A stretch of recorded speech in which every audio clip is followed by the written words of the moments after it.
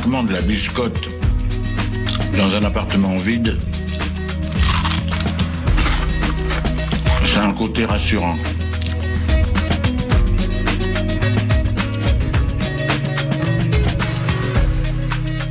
Le réveil à l'ouest,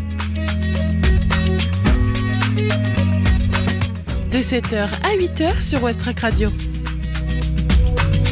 Je voudrais une omelette jambon fromage et une wham frite normale. Je suis navrée, nous ne servons plus le petit déjeuner, nous sommes passés à la formule déjeuner. Je voudrais un petit déjeuner.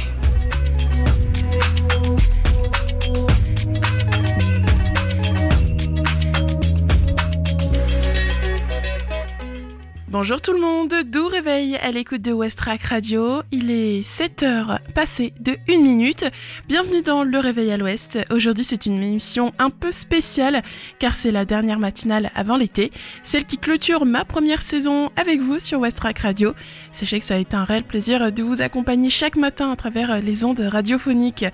L'heure n'est pas encore aux au revoir. Une heure bien remplie nous attend encore. Au programme, vous allez retrouver la météo, l'infotrafic et le reportage d'Adriana sur l'exposition Al-Kahira au Tetris. Il y aura aussi la chronique astuce du vendredi, l'agenda sortie de ce soir et de ce week-end. Et pour finir, on écoutera un titre de la découverte musicale Ferrarock de la semaine, le quatuor Roberta Lips.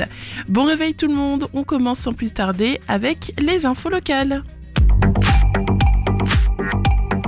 7h. Les infos locales sur Westrack Radio.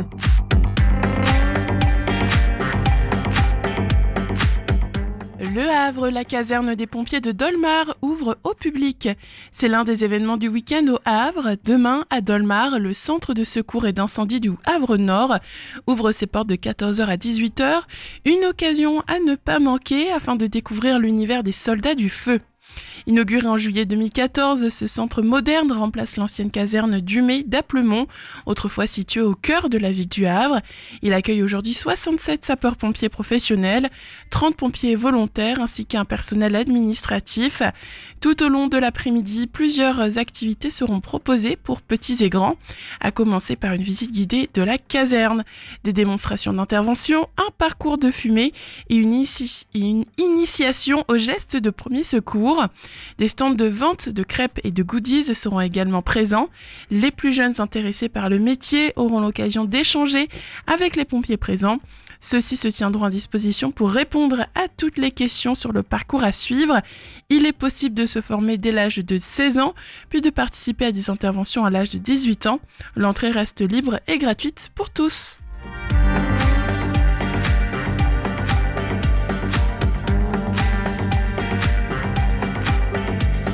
Nuit du handicap, Montivier participe à la 2e édition. Les personnes en situation de handicap mises à l'honneur. Ce samedi, la ville de Montivier accueille la 2e édition de la Nuit du handicap, un événement qui permet la mise en lumière de talents artistiques, sportifs et culturels. Pour sensibiliser les visiteurs, plusieurs ateliers seront proposés, comme une initiation à la langue des signes, un parcours à la canne blanche ou encore la découverte de sports adaptés tels que le cécifoot, le basket ou l'escrime. Les festivités débuteront à 14h avec une séance de ciné-relax au cinéma Les Arts. Elles se poursuivront avec l'ouverture d'un village festif au centre social Jean Moulin, situé au 23 bis rue Pablo Picasso à Montivier, de 14h à 18h en présence de champions handisport multimédaillés. La journée se clôturera avec un karaoké et un apéritif dînatoire de 18h à 21h30. La Nuit du handicap, c'est un événement gratuit et ouvert à toutes et tous.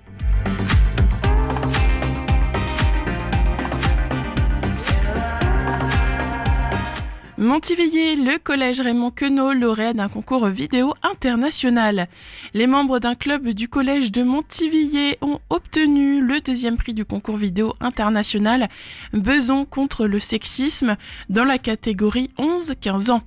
Organisé par l'association Mathilda et soutenu par le secrétariat d'État chargé de l'égalité entre les femmes et les hommes, les ministères de l'Éducation nationale et de la Culture, le concours s'adresse à tous les jeunes jusqu'à 26 ans, aux enseignants et à leurs élèves, aux éducateurs et aux animateurs. Lors de cette édition, plus de 5000 personnes issues de 14 régions françaises et de 14 pays étrangers, par exemple l'Équateur, l'Italie, le Tchad et le Vietnam, ont relevé le défi pour faire parvenir au jury quelques 173 vidéos. Dans l'établissement de Montivier, le travail a été réalisé par les élèves membres du club Saut Mauve Égalité Filles-Garçons. Cette dizaine de collégiens se réunit sur ce thème tous les lundis midi autour de Patricia Di Donato, professeure de français, pour organiser des actions, affichage, confection d'objets, opérations de prévention, etc. La vidéo, les médecines, visible sur le site du collège, aborde la thématique de l'égalité femmes-hommes dans la médecine à travers la représentation des femmes dans le soin, mais aussi leur prise en charge. Elle avait d'abord été présentée pour l'édition 2023-2024 du concours Imaginons la mixité et diffusée à l'hôpital Jacques Monod en juin 2024 lors d'une cérémonie de remise de dons du club Saut Mauve à la Maison des Femmes. Les lauréats ont reçu leur prix lors d'une réception organisée à l'Hôtel de Ville de Paris.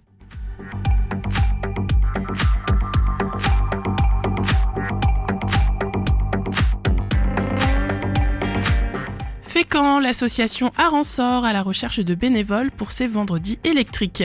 Les vendredis électriques sont une série de concerts dans des lieux emblématiques de Fécamp. Les organisateurs sont à la recherche de petites mains pour des missions essentielles durant ces soirées de juillet. La nouvelle édition des vendredis électriques concoctée par l'association Aransor approche. Les premiers concerts auront lieu le 4 juillet. L'association de musique actuelle propose de vivre ces moments de l'intérieur, plonger dans l'ambiance festive, rencontrer des gens formidables et filer un coup de main. Des bénévoles sont recherchés pour 2 missions essentielles.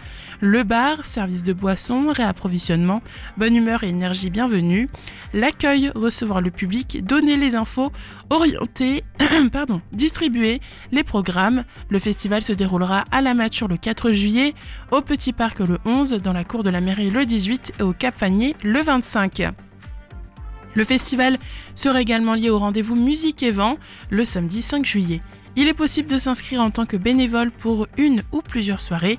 Si vous êtes intéressé, une réunion est prévue au LOC, rue Jules Ferry à Fécamp, le mardi 17 juin à 17h30.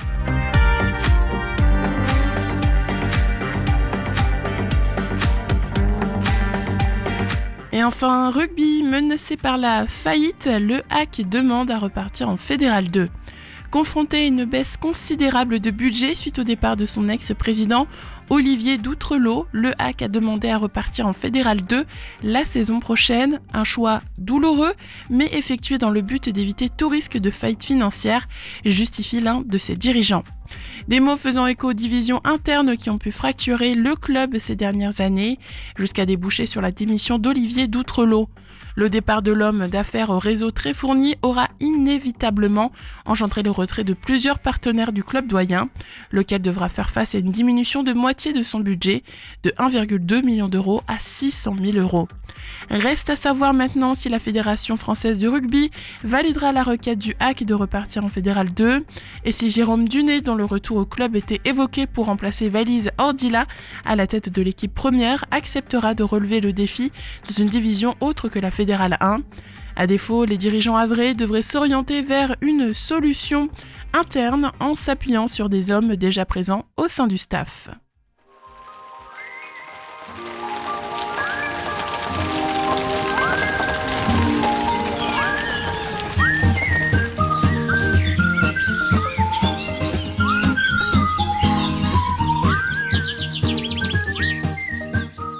Aujourd'hui, au Havre, le ciel sera majoritairement nuageux avec quelques orages possibles cet après-midi. La température maximale attendue est de 22 degrés avec des minimales autour de 16 degrés. Je vous conseille donc de prévoir un parapluie ou une veste imperméable lors de vos déplacements. Mais bon, cela reste tout de même assez éparse, donc n'hésitez pas non plus à rester prudent au soleil. L'alerte jaune aux orages persiste aussi jusqu'à minuit, soyez prudents en particulier près du littoral. Et du côté des relevés d'Atmo Normandie, la qualité de l'air est dégradée et le risque pollen est élevé. Cap sur le littoral maintenant, la première basse mer est attendue aux alentours de 7h42. Ensuite, juste après le déjeuner, la mer remontera pour atteindre sa pleine mer à 12h14, culminant à 7,2 m. En fin d'après-midi, on observera une seconde basse mer autour de 19h56. Il est 7h du matin, faut se réveiller. Oh, j'ai sommeil. Bon alors, un peu de musique pour se mettre en train. Je sais pas moi, quelque chose comme Talking about my generation. 7h10 sur Westrack Radio. Bon début de journée tout le monde. Et si vous êtes à table en train de prendre votre petit-déj, bien, bon appétit. Et vous êtes même peut-être en train de boire votre café. Et vous savez ce qui est encore mieux que cette boisson chaude pour se réveiller ? Eh bien, la musique, bien sûr. Allez, on écoute maintenant Boys Club de Bats Bates et le rayonnant Sam Sauvage avec son titre Les gens qui dansent. De nouveautés sur Westrack, 7h10.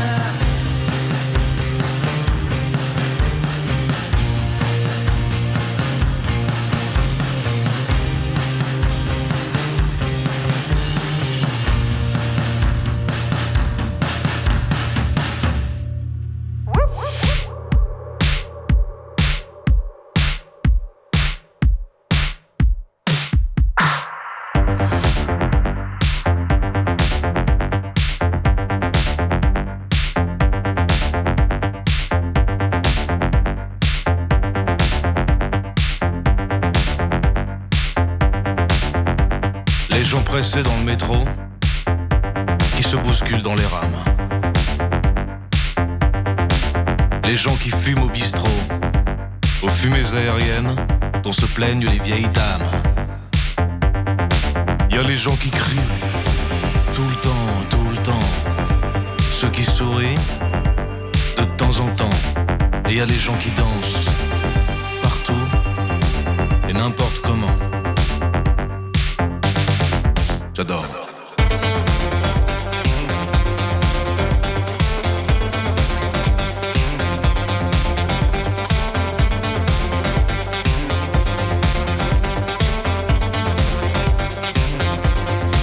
J'adore.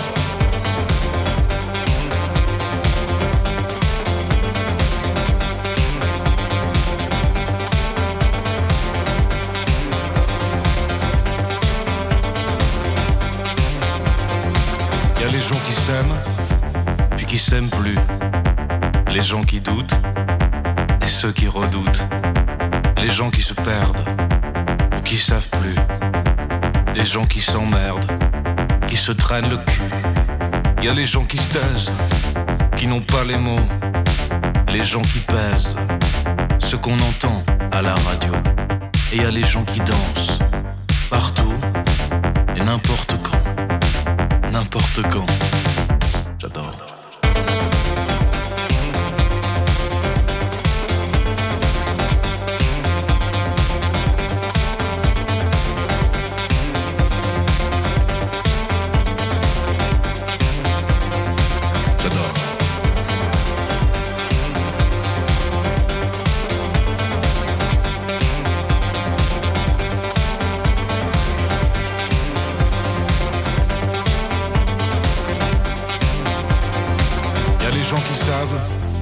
Les gens qui se battent, et d'autres qui attendent, qui font passer le temps. Y a les gens violents, y a les gens dangereux, qui aiment les frissons, et puis y a les peureux. Les gens qui s'écoutent, parler dans le vent, qui refont le monde, qui eux seront survivants. Et au milieu de tout ça, y a les gens qui dansent, partout, en silence. J'adore.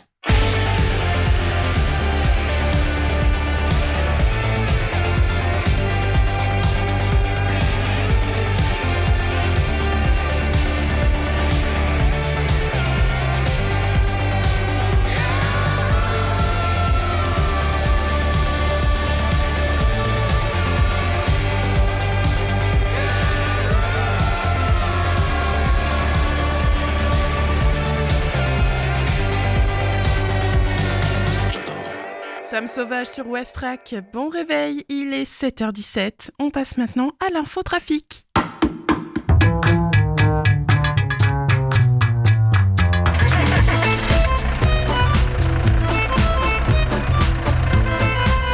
Alors Activita, ça bouchonne aussi ? Ah, j'en sais rien. Ce matin, j'ai parlé à mon père qui est à Caserta. Il paraît que là-bas, ça roulait pas vite, mais que c'était fluide. Alors ce matin au Havre, on remarque un ralentissement sur le cours de la République, juste avant le tunnel Génère au niveau du rond-point. Donc soyez bien prudents si vous passez par là ce matin. Autre embouteillage aussi sur la rue de la Vallée au Havre. Ensuite, sinon, à part ces 2 points rouges, ça roule quand même plutôt bien. On remarque que c'est fluide sur le boulevard de Leningrad. Attention, il y a d'ailleurs des routes fermées, notamment la rue de Midov, donc à côté de l'Université du Havre. Ensuite, près du square Saint-Roch, vous avez la rue Raymond Guénaud qui est fermée, ainsi que la rue Béranger. Cela pourrait créer des ralentissements, donc des embouteillages un peu plus tard dans la matinée, quand le flux s'intensifiera. Au niveau de Sainte-Adresse et aussi la ville haute du Havre, ça roule bien. Octeville, Fontaine-la-Mallet, idem, Montivilliers et Harfleur, rien à signaler. Au niveau du pont de Normandie, maintenant, ça reste fluide ce matin. Restez tout de même prudents, il y a toujours des travaux sur le pont. Ce sont des travaux sur l'axe Le Havre-Honfleur. Au niveau de la jonction de la 29 et de la 131, rien à signaler ce matin. Au niveau de la 131, on va regarder maintenant. On va vers Sandouville, puis ensuite on remonte le long de la réserve naturelle de l'estuaire de la Seine et ça roule bien. Petit hic quand on arrive au pont de Tancarville cependant, avec un embouteillage sur la N182, donc sur le pont de Tancarville. On nous signale aussi un petit peu de brouillard, ce qui crée des gênements, ce qui crée quelque chose de gênant donc pour la visibilité. Soyez prudents ce matin, n'hésitez pas à lever le pied si vous remarquez quoi que ce soit. Merci d'être à l'écoute de Westrack.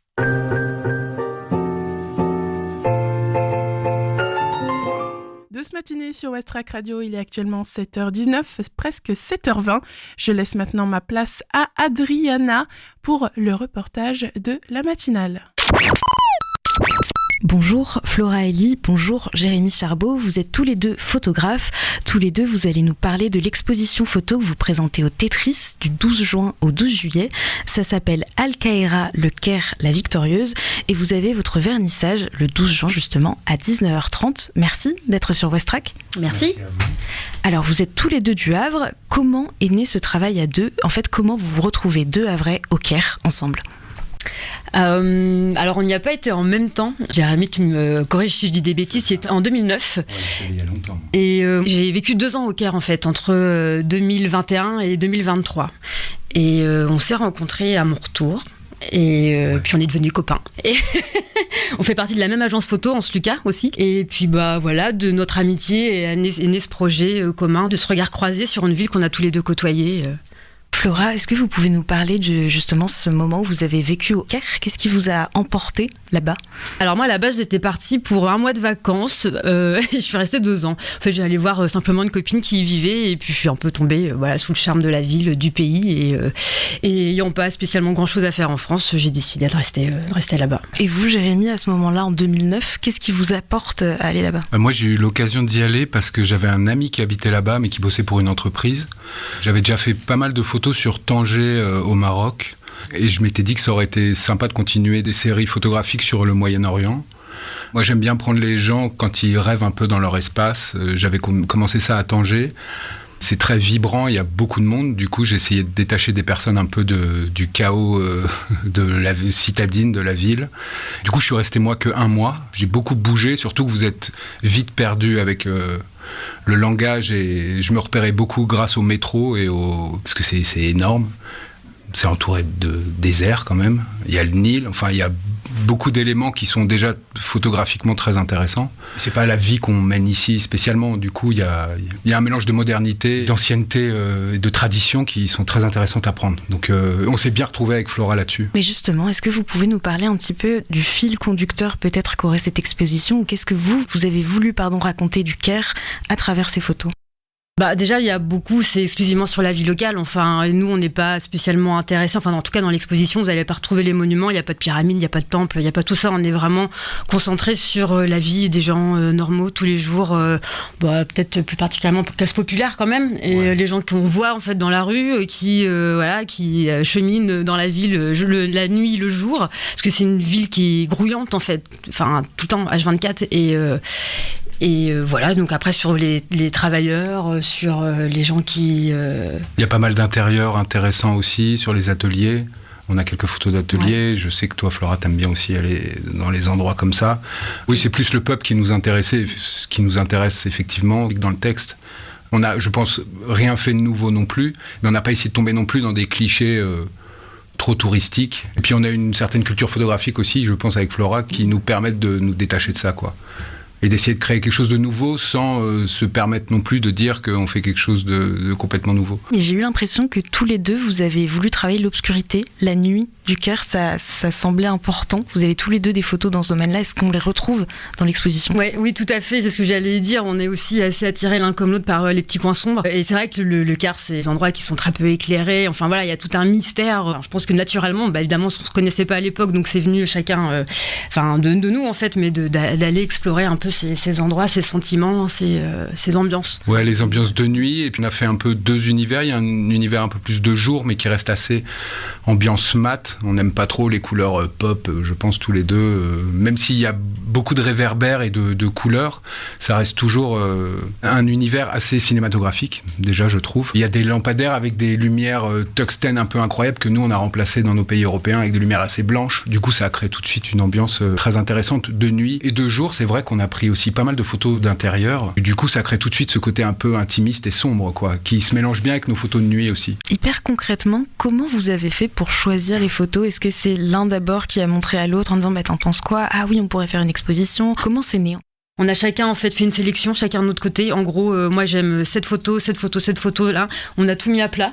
Enfin, du coup, Jérémy il a tout imprimé. On a tout mis à plat et après il a fallu faire des choix, des fois douloureux, parce qu'on peut pas tout mettre. Et puis au fur et à mesure, c'est essayer de trouver un fil conducteur, quelque chose qui rejoint les photos, des ambiances, enfin voilà, par différents biais. Donc on a éliminé au fur et à mesure des photos pour essayer d'avoir. L'expo c'est un peu ça. On rentre à droite dans truc plus de jour. On a des intérieurs sur le côté droit de l'expo, et puis quand on rentre dans le couloir, on a des ambiances beaucoup plus intimistes. D'ailleurs, la taille des tirages joue là-dessus, c'est-à-dire que pour la scénographie, quand on est dans un endroit plus clos, on a mis des plus petits tirages parce qu'on se rapproche plus des tirages qui sont de nuit. Alors que quand on fait des grands tirages, on a besoin de recul. On a essayé de créer une petite narration, surtout des univers visuels ensemble qui correspondent bien aux choses, parce que c'est vrai qu'on n'a pas du tout travaillé ensemble à la base sur ce projet-là, mais on a un peu aussi le même genre de photographie quand même. Il y a beaucoup de personnes dans nos photos. On a quelques intérieurs vides ou des moments vides. J'ai fait une série aussi sur les ambiances de nuit un peu cinématographiques, avec les vieilles voitures, comme je disais, il y a beaucoup de poussière, beaucoup de voitures bâchées aussi, ce qui crée tout de suite une ambiance assez particulière. Vous avez une explication pour ces voitures bâchées? J'ai vu une photo, je me suis posé la question. C'est notamment pour la protection des poussières, de la poussière. Et puis en fait, il y a tous les chiens errants qui viennent squatter, enfin pas tous, beaucoup de chiens errants, ils viennent squatter sur les capots et les toits de voiture aussi pour éviter la circulation. Donc il y a peut-être de ça aussi pour éviter que... Il y a même des voitures où il y a des pics, vous savez, comme les pics à pigeons, il y a certaines voitures qui ont des pics pour éviter. Mais les chiens arrivent quand même à se faufiler entre eux. Nos auditeurs et auditrices ne voient pas évidemment les photos. Et est-ce que vous pourriez en choisir une chacun de l'exposition, penser à une là actuellement, la décrire un petit peu et nous raconter surtout l'anecdote ou l'histoire derrière? Peut-être que c'est la photo qui a été la plus spontanée à prendre, la plus difficile à prendre, convaincre telle ou telle personne de bien vouloir se mettre dans le cadre, essayer de discuter peut-être la barrière de la langue. Je sais pas, une petite anecdote derrière une photo dans ces expositions. À partir du moment où vous prenez de toute façon des gens en photo sans parler la langue, à moins de tomber sur des gens qui parlent anglais, il y en a plein qui parlent anglais là-bas, ou même français, beaucoup. Ça, c'est plus les vieilles personnes, parce que les jeunes, à moins... Les classes populaires, c'est quand même très compliqué. Et comme nous, on a essayé d'aller squatter des endroits plus populaires que... de toute façon, il n'y a pas 40 millions de quartiers riches. Enfin, il y en a, mais c'est pas là où on est allé spécialement. Non. Il faut établir une sorte de lien de confiance, pas prendre non plus trop de temps, à moins d'avoir un guide ou quelque chose. Moi, j'étais vraiment tout seul dans la ville. Humainement, j'ai essayé d'établir des liens et choses comme ça.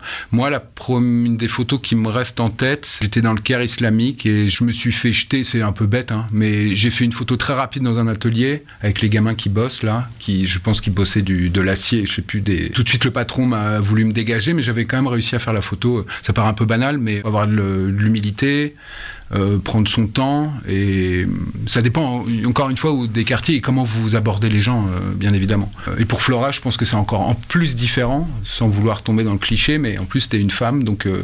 Il y a un rapport aussi assez particulier. Parfois, après, on a plus de facilité à rentrer en contact avec les femmes aussi.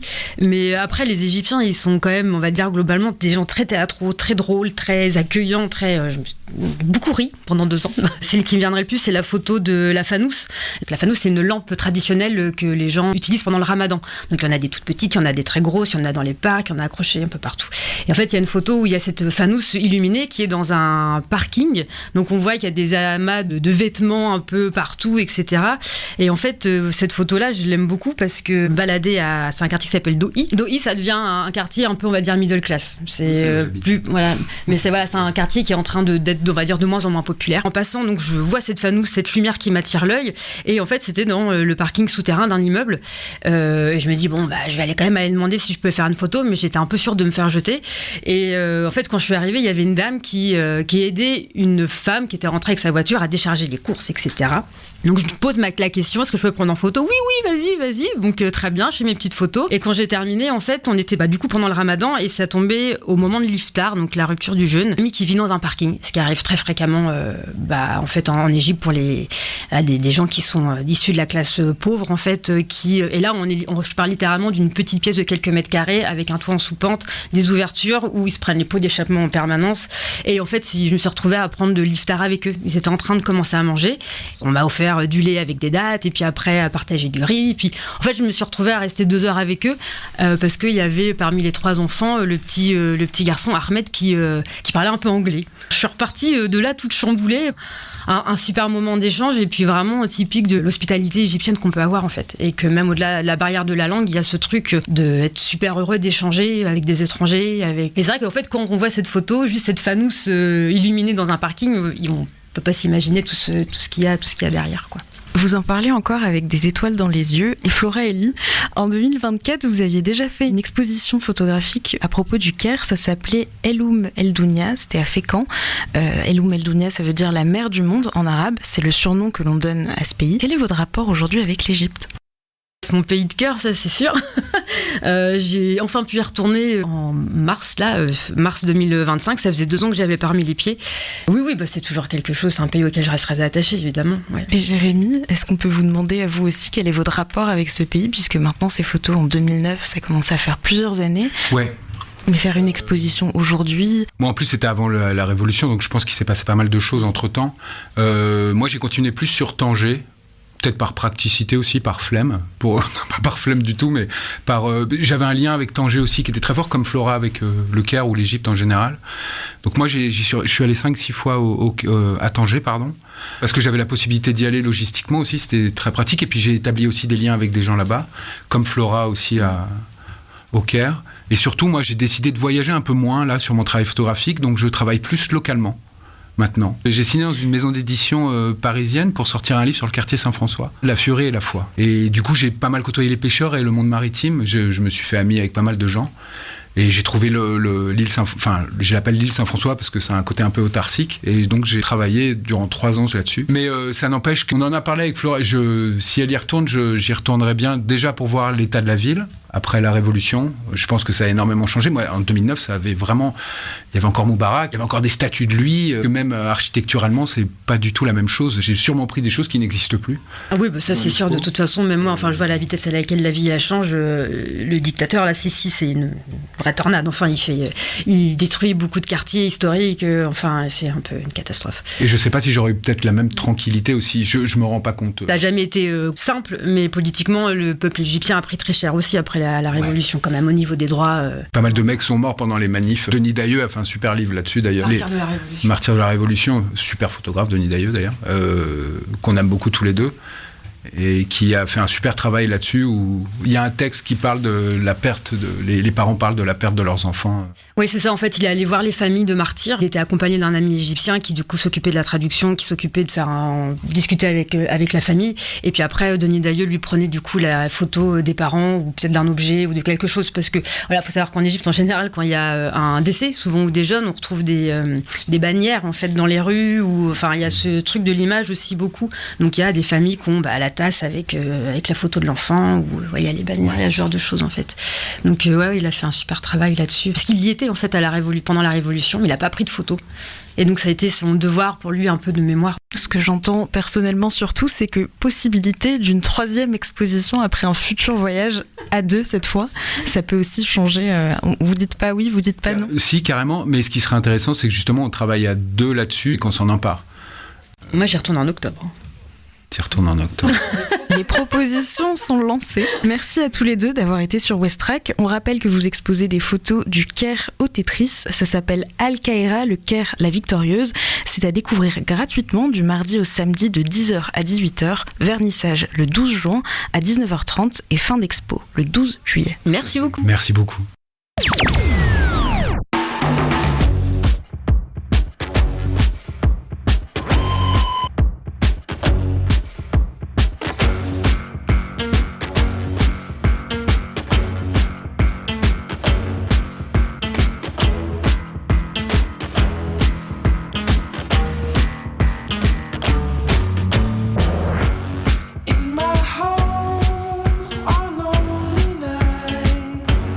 My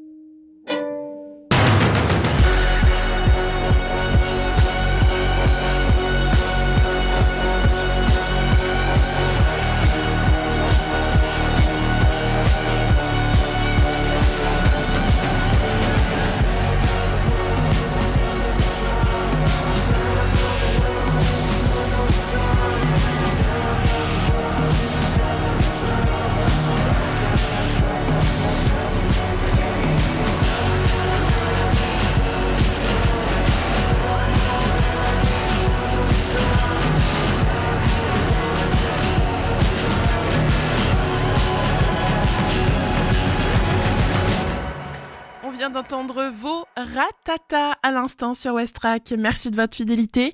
Bonne matinée à tous. Il est 7h37, tout pile à l'instant. Alors on fait désormais votre chronique quotidienne.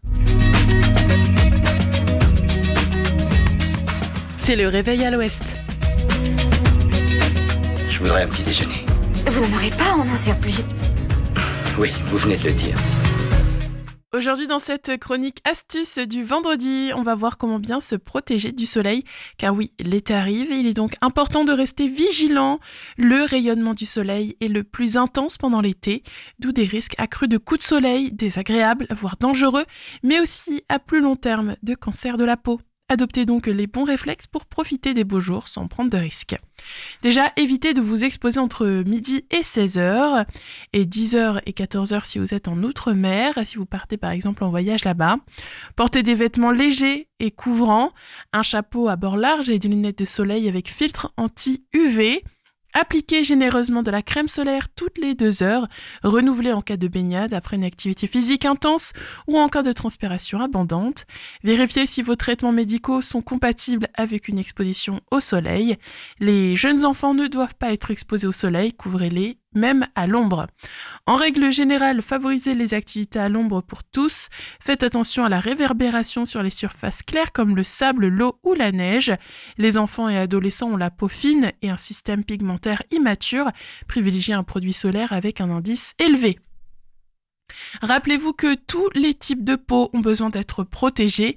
Le bronzage n'a pas d'effet protecteur. Une peau bronzée risque moins les coups de soleil, mais elle subit quand même le vieillissement cutané et ne limite qu'en partie le risque de cancer. Un produit solaire avec un indice élevé protège davantage, mais pas plus longtemps. Et aucune crème ne filtre à 100% les UV. Les vêtements de couleur sombre assurent une meilleure protection solaire que les vêtements de couleur claire. Des verres sombres protègent des rayons UV uniquement s'ils sont traités. Les risques dépendent de l'intensité du rayonnement et de la durée d'exposition. Le risque UV ne dépend pas du niveau d'ensoleillement. Renseignez-vous donc sur l'indice UV du jour et protégez-vous dès qu'il est modéré, même s'il y a des nuages ou du brouillard. Notamment en début de semaine, il y avait donc des nuages, mais l'indice était tout de même à 6. Donc ce qui est fort selon Météo France.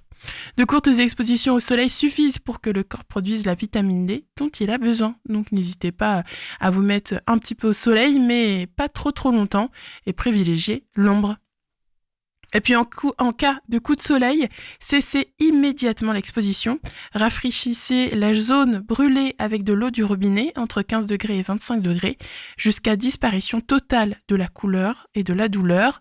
Buvez surtout pour vous hydrater et surveillez votre température.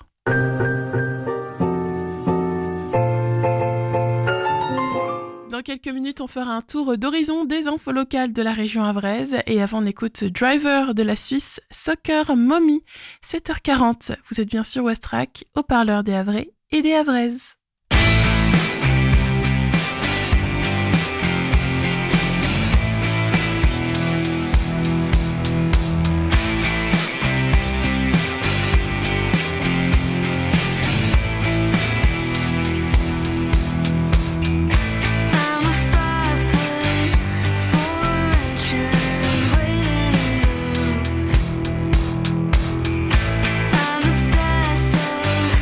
His patience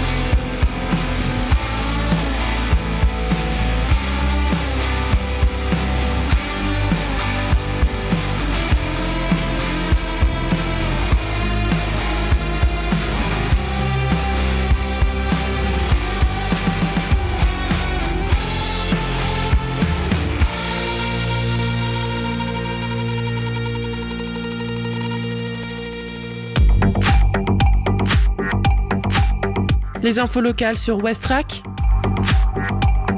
Le Flash. Le Havre, la caserne des pompiers de Dolmar ouvre au public. C'est l'un des événements du week-end au Havre. Demain, à Dolmar, le centre de secours et d'incendie du Havre-Nord ouvre ses portes de 14h à 18h. Une occasion à ne pas manquer afin de découvrir l'univers des soldats du feu. Entrée libre et gratuite.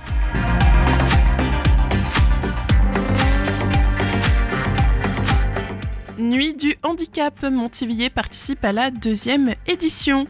Les personnes en situation de handicap sont mises à l'honneur. Ce samedi, la ville de Montivilliers accueille la 2e édition de la Nuit du handicap, un événement qui permet la mise en lumière de talents artistiques, sportifs et culturels. Un événement gratuit et ouvert à toutes et tous.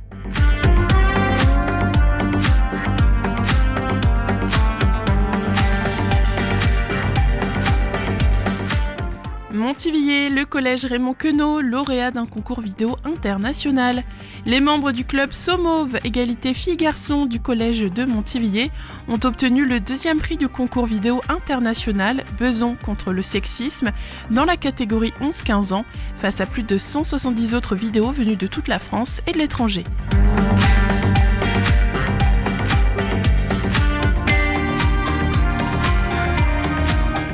Fécamp, l'association Aransor à la recherche de bénévoles pour ses vendredis électriques. Les vendredis électriques sont une série de concerts dans des lieux emblématiques de Fécamp. Les organisateurs sont à la recherche de petites mains pour des missions essentielles, au bar et à l'accueil, durant ces soirées de juillet. Si vous êtes intéressé, une réunion est prévue au Loc, rue Jules Ferry, à Fécamp, le mardi 17 juin à 17h30.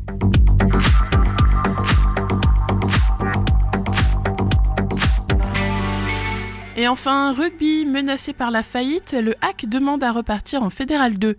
Confronté à une baisse considérable de budget suite au départ de son ex-président Olivier Doutrelau, le HAC a demandé à repartir en Fédéral 2 la saison prochaine. Un choix douloureux mais effectué dans le but d'éviter tout risque de faillite financière, justifie l'un de ses dirigeants.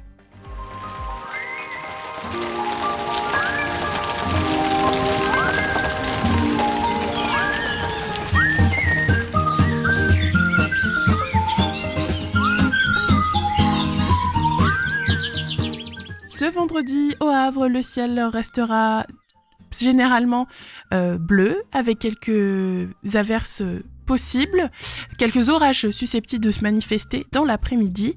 Les températures oscilleront entre 16 degrés au plus bas et 26 degrés au plus haut de la journée. Restez prudents donc au soleil. Du côté d'Atmo Normandie, les relevés indiquent une qualité de l'air dégradée et un risque allergique lié au pollen élevé. En ce qui concerne les marées, la mer est basse actuellement, puis elle remontera progressivement pour atteindre son plein niveau à 12h14 avec une hauteur de 7,2 mètres. En fin de journée, elle redescendra à nouveau avec une seconde basse mer prévue vers 19h56. Après les infos et la météo, je vous emmène pour une escapade musicale à Oslo en Norvège, avec Lizard Champagne de Castaway Hounds. Après ce titre, retour au Havre pour l'agenda sortie de ce soir et de ce week-end. 7h48, bon début de journée à tous.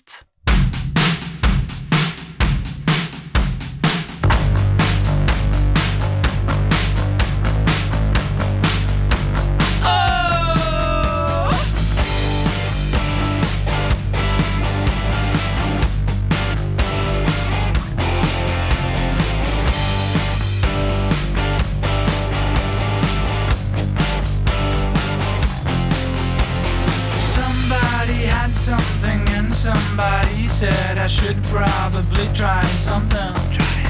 So I tried something and since then things have never felt the same. And I sorta like it.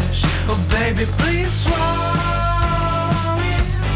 Lock and throw the key. Baby, we gotta be. You're all I need to feel it.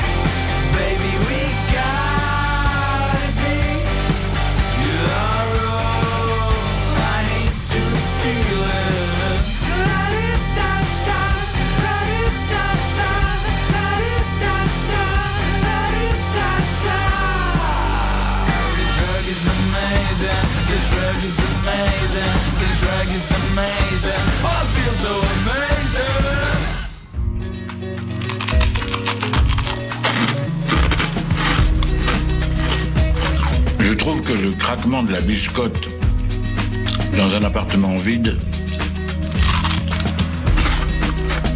c'est un côté rassurant. Ce soir, de 19h à 23h, c'est la scène ouverte 100% musique du Hangar 0. Le Hangar 0 lance sa nouvelle scène ouverte 100% musique. Est-ce que vous chantez ? Est-ce que vous jouez d'un instrument ? Est-ce que vous composez ? Et si oui, venez partager votre univers musical dans une ambiance chaleureuse et bienveillante.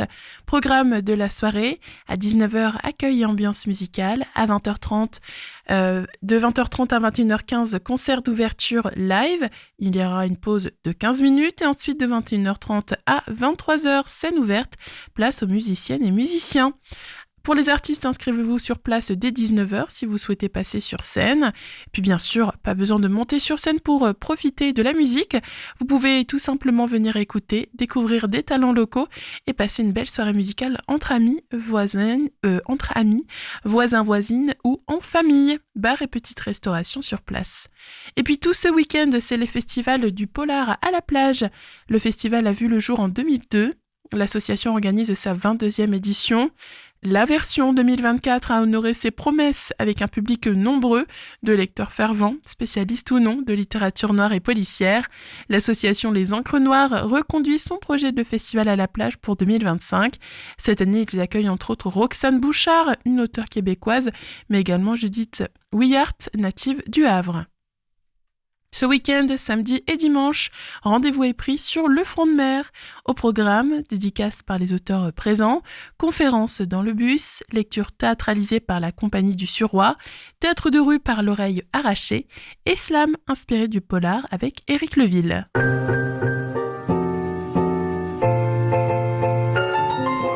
7h54 sur Westrack Radio, il nous reste donc environ 6 minutes ensemble. Alors avant de clôturer ce réveil à l'ouest, on écoute Roberta Lips de Roberta Lips. Et oui, c'est un titre éponyme, c'est issu de leur nouvel album En plein cœur, sorti chez Cep Records. Westrack et la Fédération des radios associatives Musiques Actuelles, la Ferrarock, vous partagent la découverte musicale du jour.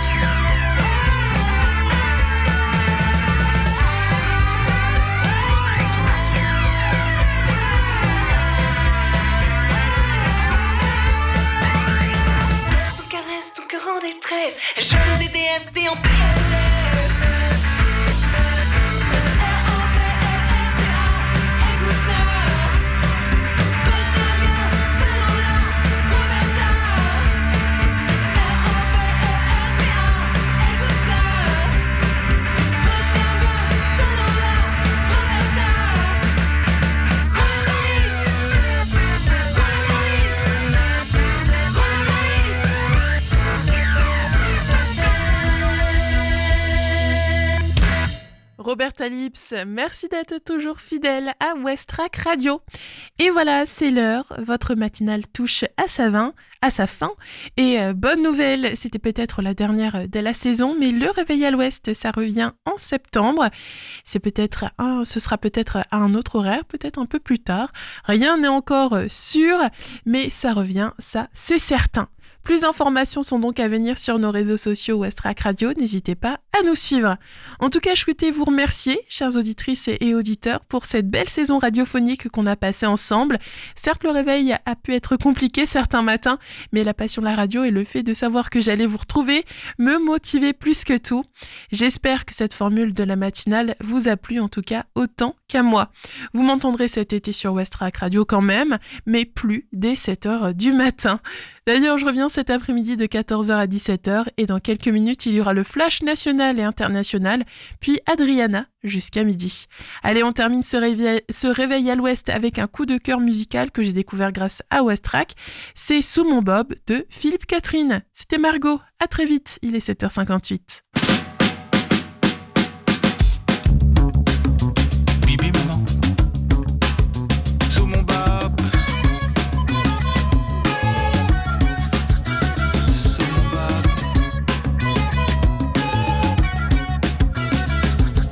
Sous mon bob, je marche sur le globe. Personne ne sait qui c'est monsieur que rien n'est vrai. Sous mon bob qui tombe sur mes lobes. Harvey Mayakovsky, je déroule au ralenti. Sous mon bob, on me reconnaît à peine, je la joue américaine, mais je suis pas Snoop Doggy Dogg. Moi le monde est fou. Sous mon bob, je promène ma bedaine et j'ai la cinquantaine, je distribue mes microbes pour les Cheng Zulu.